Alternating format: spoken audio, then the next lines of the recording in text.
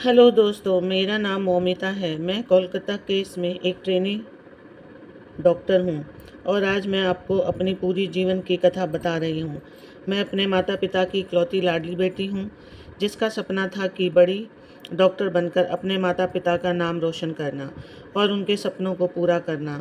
आज आप मुझे कोलकाता में एक ट्रेनी डॉक्टर के रूप में जानते हैं। कुछ लोग मुझे मयूरी कहते हैं तो कुछ निर्भया या दामिनी। आज देश भर में मेरा नाम हर घर में लिया जा रहा है, लेकिन मेरा असली नाम डॉक्टर मौमिता है। आप सभी ने मुझ पर जो प्यार और मेरे परिवार को जो सहारा दिया है, उसे देखकर मुझे बहुत अच्छा महसूस हो रहा है और इसलिए मैं आप तक पहुंचने की कोशिश कर रही हूं। मैं पश्चिम बंगाल में रहने वाली एक लड़की हूं। मेरा जन्म 1993 में हुआ था। घर में इकलौती होने के कारण मैं अपने माता पिता की बहुत लाडली थी। बचपन से ही मैंने अपने माता पिता को मेहनत करते हुए देखा।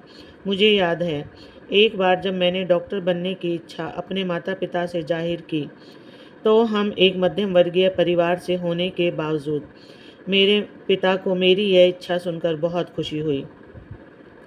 उन्होंने मुझसे कहा, तू बहुत पढ़ लिख कर बड़ी डॉक्टर बन, मैं हूँ ना। कहते हुए उन्होंने मेरे सर पर प्यार से हाथ फेरा। तब से मेरे माता पिता ने अपनी मेहनत की कमाई से मेरे शिक्षा के लिए पैसे बचाए। लोग अक्सर मेरे पिता से कहते थे कि गरीब होने के कारण वे अपनी बेटी को डॉक्टर नहीं बना पाएंगे। ये बातें मुझे बहुत चुभती थीं, लेकिन मैंने पूरी मेहनत से पढ़ाई जारी रखी और सभी को गलत साबित कर दिया। आखिरकार मैंने अपनी मेहनत से सरकारी कॉलेज में प्रवेश प्राप्त कर लिया। मैंने दिन रात नीट परीक्षा की तैयारी की, क्योंकि मुझे सरकारी कॉलेज में दाखिला लेना था ताकि मेरी शिक्षा का खर्च कम हो सके। मैं बड़ी डॉक्टर बनकर अपने माता पिता को वे सारी सुविधाएं देना चाहती थी जो अमीर लोगों के घरों में होती हैं। मैं उनकी सेवा करना चाहती थी और उनका नाम रोशन करना चाहती थी, और मेरी वह इच्छा पूरी हुई। नीट परीक्षा में मुझे बहुत अच्छे अंक मिले और उसी के आधार पर मुझे कोलकाता के आरजी कर मेडिकल कॉलेज में एमबीबीएस में प्रवेश मिला। मेरी सारी मेहनत सफल हो गई और मेरे माता पिता बहुत खुश हुए। धीरे धीरे मैंने अपनी पढ़ाई पूरी की, लेकिन मुझे और बड़ा डॉक्टर बनना था। लोगों की बेहतर सेवा करनी थी, इसलिए मैंने पीएचडी करने का निर्णय लिया और उसी कॉलेज में पीएचडी की पढ़ाई शुरू की। चेस्ट मेडिसिन के क्षेत्र में मैंने गहन अध्ययन किया और अपना पहला साल पूरा किया। मेरे माता पिता और मैं बहुत खुश थे, क्योंकि अब मेरी पीएचडी पूरी होने के बाद मैं एक प्रतिष्ठित डॉक्टर बनने जा रही थी। मैं लोगों की सेवा करने वाली थी और पिताजी ने मेरे शिक्षा के लिए जो कर्ज लिया था, उसे भी मैं चुकाने वाली थी। मैं अपने माता पिता को एक सुखद जीवन देना चाहती थी। हमने किन कठिन परिस्थितियों में जीवन व्यतीत किया था, इसे मैं कभी नहीं भूली। मुझे याद है कि मेरे माता पिता खुद भूखे रहते थे, लेकिन मेरे लिए कुछ बनाकर रखते थे ताकि मैं भूखी न सोऊं। मैंने भी उन्हें देखकर पैसे बचाने का तरीका सीखा। कई चीज़ें मुझे पसंद थीं, लेकिन मैंने उन्हें कभी नहीं मांगा। इसलिए मेरे माता पिता हमेशा कहते थे कि मैं बहुत समझदार हो गई हूँ और वे मुझे अपने बेटे की तरह मानते हैं। अब पढ़ाई के साथ साथ मैंने आरजी कर अस्पताल में ट्रेनी डॉक्टर के रूप में नौकरी भी शुरू कर दी थी। 2024 का साल शुरू हुआ। मुझे गणपति और दुर्गा पूजा बहुत पसंद थी। अब तो मैं डॉक्टर भी बन गई थी, इसलिए मैंने अपने माता पिता से कहा, इस साल हम गणपति और दुर्गा पूजा धूमधाम से मनाएंगे। अब हमारे पास पैसे भी हैं। आपकी बेटी एक प्रतिष्ठित डॉक्टर बनने वाली है। मेरी ये बातें सुनकर मेरे माता पिता बहुत खुश हुए। उन्होंने कहा, इस साल हम जरूर दुर्गा पूजा मनाएंगे। अब तो मेरे माता पिता मेरे शादी के बारे में भी सोचने लगे थे। तब मैंने पिताजी से साफ साफ कहा, मेरी शादी की चिंता आप मत करो। शादी के लिए इतने सारे पैसे कहाँ से लाएंगे पिताजी, इसलिए इसे आप मुझ पर छोड़ दो। अब मैं बड़ी डॉक्टर बनने वाली हूँ, मेरी चिंता मत करो। हमारे अच्छे दिन आने वाले हैं और फिर जब मुझे सही जीवन साथी मिलेगा, तब मैं शादी करूँगी। मेरे माता पिता की आंखों में हमेशा खुशी के आंसू आ जाते थे जब भी मैं ऐसा बोलती थी। उन्हें खुश देखकर मेरा मन भी आनंद से भर जाता था। मैंने बचपन से अपनी माँ को हमेशा पैसे बचाते हुए देखा, इसलिए मेरे लिए वह कभी भी खर्च करने से पीछे नहीं हटती थी। मेरी पसंद नापसंद उन्हें बखूबी पता थी। मुझे बड़ा करने के लिए उन्होंने बहुत त्याग किए थे, अपनी इच्छाओं को दबा दिया था। इसलिए अब मेरी बारी थी उनके लिए कुछ करने की। इसलिए मैंने अपने पहले वेतन से माँ के लिए सोने की चूड़ियाँ बनवाई। वे चूड़ियाँ देखकर माँ बहुत खुश हुई और उन्होंने खुशी से मुझे गले लगा लिया। सब कुछ ठीक चल रहा था। पहले 6 महीने से मुझे नाइट शिफ्ट में भी मिलने लगी थी। कभी हफ्ते में एक बार नाइट ड्यूटी होती थी, तो कभी हफ्ते में 24-36 घंटे भी काम करना पड़ता था। इसका कारण मैं आपको आगे कहानी में बताऊंगी। 2024 का अगस्त महीना मेरे लिए इतना घातक साबित हुआ, ये मैंने सपने में भी नहीं सोचा था। मेरे पिताजी सिलाई का काम करते थे। वे 63 साल के हैं, लेकिन उन्होंने अब तक काम नहीं छोड़ा। एक बार वे बीपी की दवाई लेना भूल सकते हैं, लेकिन काम करना नहीं भूलते। हमेशा मुझे उन्हें समय पर दवाई लेने के लिए कहना पड़ता है। हंसते हुए वे कहते हैं, हाँ बेटी, लेता हूँ। माँ भी हमेशा कहती थी, तू हमारी बेटी नहीं बेटा है। मैं वैसे भी बहुत प्यारी थी। मेरे नाम से ही प्यार छिपा था। जब मैं कॉलेज जाती या ड्यूटी पर जाती होती, तो अक्सर कानों में कुछ गलत कामों के बारे में सुनने को मिलता। हमारे सीनियर डॉक्टर भी इस पर कभी कभी फुसफुसाते थे, लेकिन मैंने खुद को इन सब चीज़ों से हमेशा दूर रखा था। हाँ, लेकिन जब किसी छात्र के साथ अन्याय होता या किसी मरीज से अधिक पैसे वसूले जाते, तो मुझे यह बहुत बुरा लगता था और मैं आवाज़ उठाती थी। इस पर हमारे प्राचार्य संदीप घोष हमेशा मुझ पर चिल्लाते थे। प्राचार्य होने के कारण हम सभी उनसे डरते थे, लेकिन मैंने भी उनके बारे में बहुत कुछ सुना था कि वे अस्पताल में क्या करते हैं। कभी भी आवाज़ उठाने की कोशिश नहीं की, क्योंकि मैं इन बड़े लोगों के चक्कर में नहीं पड़ना चाहती थी। लेकिन जब अस्पताल में दवाइयों की कालाबाजारी होने की बात सामने आई, तो मैं शांत नहीं रह सकी। मैंने बोलना शुरू किया। मेरी आवाज़ को कहीं दबाने की कोशिश की जा रही थी। मुझे अतिरिक्त काम करवाया जा रहा था। मेरे काम करने के घंटे भी बढ़ा दिए गए, लेकिन फिर भी मैंने अपना काम ईमानदारी से जारी किया। कभी कभी मैं अपने पिताजी को ये बातें बताती थी, लेकिन वे मुझे कहते थे, बेटी, तुम इन सब चीज़ों में मत पड़ो। हम गरीब लोग हैं, ये बड़े लोग हैं। इनके हाथ बहुत ऊपर हैं। ये तुम्हारी मेहनत पर पानी फेर देंगे। हम साधारण लोग हैं। तुम अपनी पढ़ाई पूरी करो, फिर हम देखेंगे क्या करना है। पिताजी के शब्द सही थे। यहाँ तक पहुँचने के लिए मैंने बहुत मेहनत की थी। इसलिए पिछले 6 महीने से मैं प्राचार्य और विभाग के उत्पीड़न को सहन नहीं कर रही थी और शांतिपूर्वक सिर्फ अपना काम कर रही थी। शायद मुझसे इन लोगों को खतरा महसूस हो रहा था और इसलिए उन्होंने पहले से ही कुछ योजना बनाना शुरू कर दिया था, लेकिन मुझे इसका जरा भी अंदाज़ा नहीं था। कभी कभी मेरी दोस्त और मैं इस विषय पर चर्चा किया करते थे कि हमारे अस्पताल में कितने गलत काम हो रहे हैं, लेकिन हम हमेशा बोलते बोलते चुप हो जाते थे, क्योंकि हमें इन चीज़ों में उलझना नहीं था। खैर, हमारे अस्पताल में 2019 में संजय रॉय नाम का व्यक्ति भर्ती हुआ। वे KRG अस्पताल की पुलिस चौकी में काम करता था। वह 4-5 साल से यहाँ काम कर रहा था, इसलिए उसे हमारे हर विभाग के बारे में पूरी जानकारी थी। कई मरीजों को वह बेड दिलवाता और उनके लिए उसे पैसे भी मिलते थे। लेकिन इस संजय रॉय की नज़र बहुत ख़राब थी। वह अस्पताल में आने वाली हर महिला को गलत नज़रों से देखता था।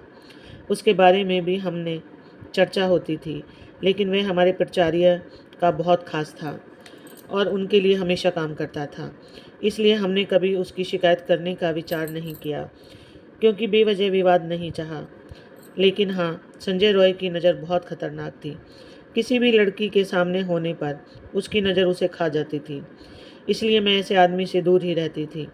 उस दिन भी जब मैं घर से काम पर जाने के लिए निकली, मुझे ज़रा भी एहसास नहीं था कि यह मेरा आखिरी दिन होगा। जब मैं अपने घर से जा रही हूँ और अब मैं अपने माता पिता और अपने छोटे से घर को फिर कभी नहीं देख पाऊँगी। शायद इसलिए मैंने अपनी माँ से कहा, पिताजी को समय पर दवाई देना, और रोज़ की तरह कहने वाली मैं उस दिन जाती हूँ कहकर घर से बाहर निकली। 8 अगस्त को मैं पूरे दिन काम कर रही थी, अपने मरीजों की देखभाल कर रही थी। हमारे सेमिनार हॉल के पास एक कमरे का निर्माण चल रहा था, इसलिए ऊपर आने जाने का ज़्यादा मूवमेंट नहीं था। हम सब वार्ड में इकट्ठा थे। 4-5 अन्य प्रशिक्षित डॉक्टर मेरे साथ थे। हम कुछ चीज़ों पर चर्चा कर रहे थे। उस समय संजय रॉय भी वहीं था और वह मुझे घूर रहा था, लेकिन मैंने उसे नज़रअंदाज कर दिया। कुछ समय बाद वह वहाँ से चला गया और हम सब ने खाना खाया। फिर सभी अपने अपने काम पर लग गए। मैं थोड़ी फ्री थी, इसलिए मैंने रात को माँ को फ़ोन किया। जब तक मैं माँ को फ़ोन नहीं करती तब तक वे और पिताजी खाना नहीं खाते थे। उन्हें बताना पड़ता था कि मैंने खाना खा लिया, तभी वे खाना खाते थे। उस दिन भी मुझे ज़रा भी अंदाज़ा नहीं था कि यह मेरी माँ से आखिरी बातचीत होगी। माँ ने फ़ोन उठाते ही मैंने पूछा, पिताजी समय पर दवाई ले रहे हैं ना? इसका ध्यान रखना, मेरी चिंता मत करो। मैंने खाना खा लिया। मेरे पिताजी को बीपी की समस्या थी, इसलिए समय पर दवाई लेना उनके लिए बेहद ज़रूरी था। उनकी दवाइयाँ कभी नहीं छूटनी चाहिए, इसका पूरा ध्यान मैं रखती थी। मुझे याद है एक बार पिताजी की दवाइयाँ रात में ख़त्म हो गई थी। पिताजी ने सोचा कि एक दिन दवा न लेने से क्या फ़र्क पड़ेगा, सुबह जाकर दवा ले आऊँगा। लेकिन मैंने घड़ी में देखा, रात के 11 बजे थे। मैंने वहीं सबका खाना रोक दिया और कहा, पिताजी की दवा आने तक कोई खाना नहीं खाएगा। और इतनी रात में भी मैंने उनके लिए दवा का इंतज़ाम किया। लेकिन अब अस्पताल में ज़्यादा काम होने के कारण मुझे घर पर ध्यान देने का समय नहीं मिल रहा था, इसलिए माँ को ही ज़बरदस्ती सब कुछ बताना पड़ता था। उन्हें याद दिलाना पड़ता था कि पिताजी की देखभाल करें। उस दिन भी सब कुछ बिना भूले बताया और माँ से बात करके मैंने पूरे फ्लोर पर जाकर मरीजों का चेकअप किया। इसके बाद मैं आराम करने और अपने अगले अध्ययन के लिए तीसरी मंजिल पर सेमिनार रूम पहुंची। लेकिन मुझे नहीं पता था कि वहां जाना मना है। मुझे तो अब पता चला कि बगल में बिल्डिंग का काम चालू होने के कारण ऊपर किसी को जाने नहीं दिया जा रहा था। मैं तो वहां चली गई। दोपहर के 2-3 बजे तक मैंने अपनी पढ़ाई की। मैंने सोचा अब थोड़ा सो लेना चाहिए। 36 घंटे की ड्यूटी के कारण बहुत थकान महसूस हो रही थी। मरीजों की सेवा में लगे रहने के कारण खुद पर ध्यान देने का समय नहीं मिल रहा था।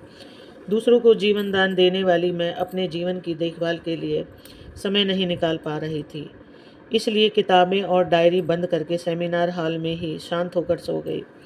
इतनी गहरी नींद में थी कि सेमिनार हॉल में कौन आ रहा है, जा रहा है, इसका भी मुझे कोई ध्यान नहीं था। फिर क्या, सुबह के समय संजय रॉय शराब पीकर सेमिनार हॉल में आया। सेमिनार हॉल में कोई आया, इसका भी मुझे पता नहीं चला, क्योंकि मैं गहरी नींद में थी। उसके आते ही उसकी नज़र मुझ पर पड़ी और उसके अंदर का राक्षस जाग गया। वह मेरे पास आया और उसने मेरे शरीर को छुआ। नींद में होने के कारण मैं ज़्यादा समझ नहीं पाई, लेकिन जब शरीर पर हाथ फेरने लगा तब मैं जाग गई। सामने संजय रॉय जैसा दुष्ट व्यक्ति को देखकर मैं बहुत डर गई। नींद होने के कारण खुद को संभालने में मुझे समय लगा। मैंने खुद को बचाने की बहुत कोशिश की, लेकिन उसने बहुत ज़्यादा शराब पी हुई थी। उसके मुंह से बदबू से मुझे ये समझ में आ गया था वो मेरी कोई बात सुनने की हालत में नहीं था। मैं उससे मिन्नतें कर रही थी, मुझे छोड़ दो कह रही थी, लेकिन उसे मुझ पर जरा भी तरस नहीं आ रहा था। आखिरकार मैंने ज़ोर ज़ोर से चिल्लाना शुरू कर दिया, तो वो थोड़ा डर गया और जल्दबाजी में उसने मेरे मुंह पर हाथ रख दिया ताकि मेरी आवाज़ न निकल सके। मैं उससे लड़ रही थी, मन ही मन प्रार्थना कर रही थी कि कोई मेरी आवाज़ सुन ले। लेकिन उस रात मेरी आवाज़ किसी ने नहीं सुनी, क्योंकि उस रात ऊपर वाले फ्लोर पर किसी को आने की इजाज़त ही नहीं थी। जैसा कि अब पता चला है, इसका मतलब है कि मेरे खिलाफ सारा षड्यंत्र पहले ही रचा गया था। मैं उस दरिंदे को अपने से दूर धकेलने की कोशिश कर रही थी, लेकिन पता नहीं उसमें इतनी ताकत कहाँ से आई थी। जितना भी मैं कोशिश कर रही थी वो मुझसे दूर नहीं हो रहा था। मैं खुद को उससे बचा नहीं पाई। लड़ते लड़ते मैं हार गई और फिर उसने मुझे नोचना शुरू किया, मुझे मारना शुरू किया। अब मैं पूरी तरह से ठंडी पड़ गई थी। कौन कौन मेरा शोषण कर रहा है ये समझ ही नहीं आया। मेरे दर्द से चीखें निकल रही थीं। मैं इतनी ज़ोर से चीख रही थी कि मेरी चीखें पूरे हॉस्पिटल में गूंज रही थीं, लेकिन न जाने क्यों मेरी आवाज़ किसी को सुनाई नहीं दी। चिल्लाते चिल्लाते मेरा शरीर बिल्कुल ठंडा पड़ गया और फिर मेरे स्त्री सम्मान और मेरे सपनों की हत्या कर दी गई, वो भी बहुत ही निर्ममता से। आखिरकार मेरी जान चली गई, लेकिन मेरे शरीर पर शोषण की निशानियां रह गई। मेरा चश्मा टूट गया, उसकी किरचें मेरे खून से सने हुए आँखों में घुस गईं। मेरे फटे हुए होंठ, मेरी आवाज़ दबाने के लिए उसने मेरा गला दबाया। खुद को बचाने की कोशिश में मेरे खून से सने हुए नाखून, मेरे शरीर पर किए गए अनगिनत वार, जांघ की हड्डी टूटने तक फैली हुई मेरी टांगें और घायल मेरे जननांग, इतना सब कुछ सहने के बाद भी मैंने उन पुरुषों की क्रूरता का मुकाबला किया। लेकिन काश उन पुरुषों में थोड़ी सी भी संवेदनशीलता होती तो मेरी आखिरी सांस तक मैं जिंदा रह पाती। मेरे शरीर पर वार करते समय उन्होंने सोचा होता, मुझे मारते समय उन्हें खुद को भी दर्द महसूस हुआ होता, लेकिन वो दरिंदे की तरह आकर मुझे बर्बाद कर गए। दोस्तों, उस दिन मेरे अंदर के अस्तित्व का बलात्कार हुआ और आखिरकार इस ट्रेनी डॉक्टर मौमिता ने दुनिया से अलविदा कह दिया। मरते समय मेरी आंखों के सामने सिर्फ मेरे माता पिता का चेहरा था। अब उनका क्या होगा, यही सवाल मेरे दिल में बार बार आ रहा था। हर दिन दूसरों की जान बचाने वाली मैं, अपनी जान बचाने के लिए वहाँ कोई नहीं था। मरते वक्त भी मुझे यही डर सता रहा था कि मेरे माता पिता इतने बड़े दुख को कैसे सहेंगे। उस दरिंदे ने मेरा शोषण किया, मुझे जिंदा रहते हुए भी मार डाला, मेरी हत्या कर दी और फिर मेरे अधनंगे शरीर पर अधूरा कपड़ा डालकर ऐसे चला गया जैसे उसने कुछ किया ही नहीं। मेरी आत्मा तड़पते रही, मेरे सपने अधूरे रह गए। हर दिन 10 से 12 घंटे की मेहनत से मैं यहाँ तक पहुँची थी। हमारा सपने एक ही रात में टूट गए। मेरे लिए पूरा दिन सिर्फ एक काम था। मुझे किताबों के अलावा कुछ भी नहीं पता था। मुझे एमडी में गोल्ड मेडल चाहिए था, टॉप कर डॉक्टर बनना था।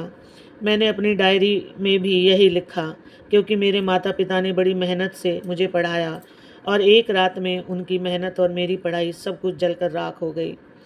असल में अगले दिन से क्या हुआ, कैसे अपराधी पकड़े गए, कैसे सबको पता ही था, लेकिन फिर भी अगले दिन सुबह मेरे आत्महत्या की खबर मेरे घर पहुंची। आपकी बेटी ने हॉस्पिटल में आत्महत्या कर दी, ऐसा बताया गया। माँ तो सब कुछ खत्म हो गया कहकर रोने लगी। पिताजी तो कुछ सोचने की हालत में ही नहीं थे। पड़ोस में रहने वाले रिश्तेदारों ने उन्हें संभाला और हॉस्पिटल लेकर आए।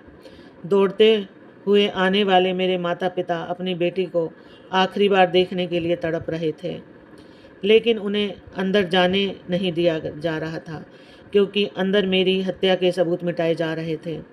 मेरी माँ गिड़गिड़ा रही थी, बेटी को एक बार देखने दो कहकर रो रही थी। पूरे 3 घंटे बाद मेरे माता पिता को मुझे देखने की इजाज़त मिली। मेरी बेटी को घायल और अधनंगी हालत में देखकर मेरे माता पिता तुरंत समझ गए, ये आत्महत्या नहीं हो सकती। हमारी बेटी आत्महत्या करने के लिए डॉक्टर नहीं बनी थी। मेरी ऐसी हालत देखकर माँ और पिता तुरंत बोले, ये बलात्कार है। माता पिता ही थे, लेकिन रिश्तेदार, दोस्त, सहयोगी सब मेरे लिए जोर से आवाज़ उठाते हैं। मेरा बलात्कार करके मेरी हत्या कर दी गई, इसलिए सभी गुस्से में थे। इतना बड़ा हंगामा देखकर पुलिस आखिर बहुत देर से वहां पहुंचती है और फिर पूछताछ शुरू होती है। तब तक काफ़ी भीड़ इकट्ठा हो चुकी थी। इतनी बड़ी जनता के इस आक्रोश से संजय रॉय अपने हेडफोन के सहारे पकड़ा भी जाता है। बिना कुछ कहे वो आरोपी अपना गुनाह भी कबूल कर लेता है। फिर उसे गिरफ्तार कर लिया जाता है और मामला वहीं ख़त्म कर दिया जाता है। किसी का कहना है कि मेरे साथ सिर्फ बलात्कार हुआ, तो कोई कह रहा है कि सामूहिक बलात्कार हुआ। मेरी योनि में पाया गया 115 ग्राम वीर्य जो केवल उस आरोपी का बताया जा रहा है। क्या मेरे साथ हुआ सामूहिक बलात्कार दबाया जा रहा है? अचानक मरम्मत के नाम पर घटनास्थल की दीवारें तोड़ी जाने लगी। उसका क्या, इमरजेंसी रूम में सीसीटीवी कैमरा नहीं था, लेकिन जो वीडियो मिला था उसमें अब तक कोई सच्चाई सामने क्यों नहीं आई? क्या बलात्कार और मुझे मारने की साजिश में शामिल बड़े चेहरों को बचाने के लिए सबूत मिटाए जा रहे थे?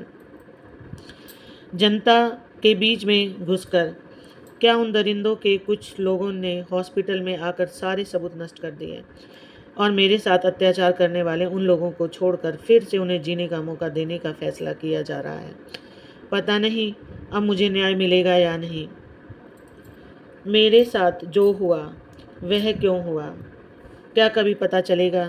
क्या संजय रॉय को कभी फांसी होगी या नहीं? लेकिन अगर उन्हें ऐसे ही छोड़ दिया गया तो जल्दी ही आपके सामने एक और निर्भया आ जाएगी। यह मत भूलो कि वो कोई बहन हो सकती है, बेटी भी हो सकती है, बहू भी हो सकती है, पत्नी भी हो सकती है, लेकिन होगी तो वो एक औरत ही।